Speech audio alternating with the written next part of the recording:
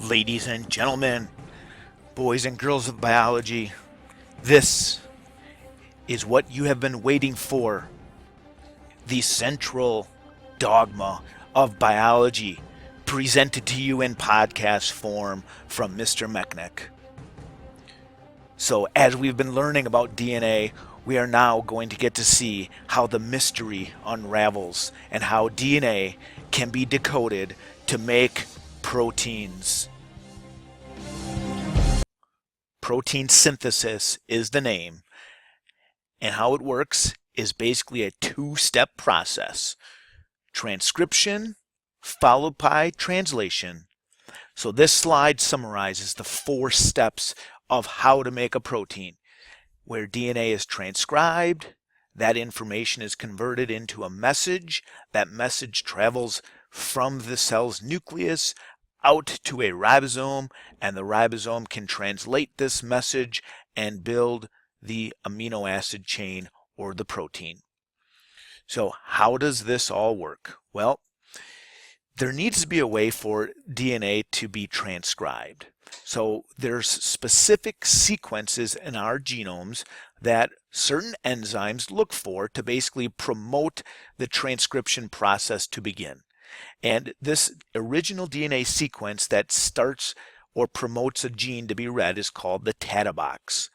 And the TATA box is a specific sequence that basically promotes and signals to RNA polymerase to start transcribing the DNA. So transcription is a process where the DNA is converted into mRNA. And the goal of this is to make an alternative copy of that double helix. Since DNA is a double helix, it's way too large to make its way out of the nucleus. So transcription happens when RNA polymerase copies this genetic code of the DNA template and converts a new message. DNA is going to be read in a 3' to a 5' direction by RNA polymerase, and it's going to build this new secret message that is then going to be converted into a protein eventually. So during the process of transcription, there's a lot of genetic information that doesn't code for a specific gene. So a gene is the area of the DNA that's actually expressed into making the protein. And in between our genes, there's a lot of what are called introns. These introns are non-coding regions. Very often, these non-coding regions in our DNA are called junk DNA. So when our DNA is read, it basically takes the message of these exons and it carries that information and puts it together during transcription to make a series of exons that will actually make a specific protein during the transcription process. So after the DNA is transcribed into a message, what we find is that this information is now able to migrate out of the nucleus and go to a ribosome. What's the difference between DNA and RNA is a few things. One, RNA is a single strand. So it only contains one single strand in a helical shape. And another big difference is it contains a nitrogenous base called uracil as opposed to thymine. So this is a structural difference that makes it become a single helix, and also it has a sugar called ribose sugar as opposed to deoxyribose sugar. So those are 3 major differences between DNA and RNA that you should be familiar with. So again, what I would like you to do is take a moment and transcribe this message. So here's our DNA code TAC, ATG, AGA, TGCC, ACC. So if we transcribe it, we would end up writing the message in another language. AUG, UAC, UCU, ACG, and then UGG. So here's another visual that shows the mRNA leaving the nucleus and it's going to the place where proteins can be synthesized. So we've learned that proteins can be synthesized at a location in the cell cytoplasm called the ribosome. So here is a structural component of a cell called the ribosome. And the ribosome has the ability to bind to the messenger RNA, and in response, it's able to bring to it these transfer RNA molecules. So what's unique about transfer RNA is that it carries what's called the anticodon, and it also carries with it a specific amino acid. So these amino acids are what will bind together to ultimately make a protein chain. And all of this is being compared to or matched up with the message brought to the ribosome by the messenger RNA strand. So at the ribosome, the second process happens. The process is called translation. So one of the ways that we can always remember that translation happens after transcription is just think of transcription contains the letter C, and translation contains the letter L, and L comes after C in the alphabet. So that's an easy way to help you remember that transcription happens before translation. And during translation, the ribosome has to find what's called a start codon. So the start codon in mRNA is always going to be an A, a U, and a G. So anytime the ribosome finds AUG, it will start signaling to transfer RNA to start bringing more amino acids to the ribosome, and the transfer RNA will match up the anticodon to the codon. And when it does this, it will transfer with it the amino acid that's necessary to ultimately make the protein.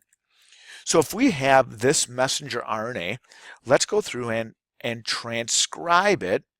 So first we have to take the A, or this is already the transcribed DNA. So now let's write the anticodon that the tRNA would match up with.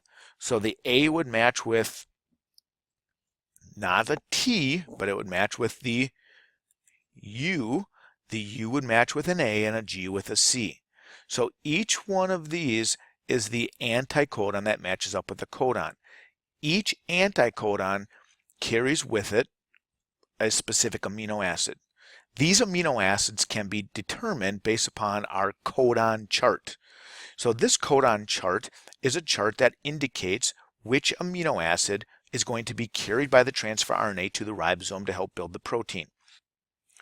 So the AUG, which is our start codon, can be found what amino acid it would bring to the ribosome by using the first letter A, which is in the center of the circle. We look at the second letter, U, and we look at the second ring, and then finally G corresponds to an amino acid called methionine. So UAC is our second codon, which we can use to figure out what amino acid that corresponds to. So UAC corresponds to the amino acid called tyrosine.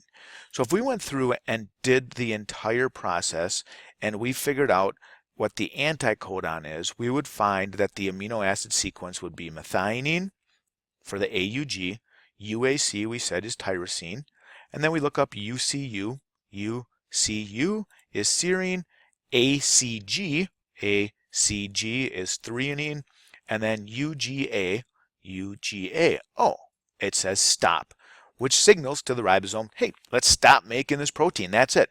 So now we have a sequence of amino acids linked together, which makes the particular protein.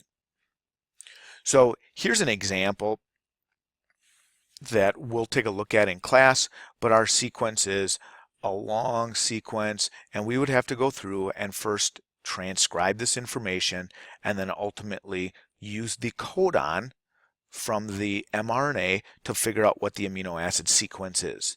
So we will have lots of opportunities in class to practice how to transcribe DNA and then figure out what the amino acid sequence is. So a few other things to remember. Transcription happens in the nucleus. Translation happens at the ribosome. When translation happens, the tRNA molecules carry with it the anticodon and the amino acids. They will link them together. So every single time an amino acid is bonded to another amino acid, it forms a special type of covalent bond called a peptide bond.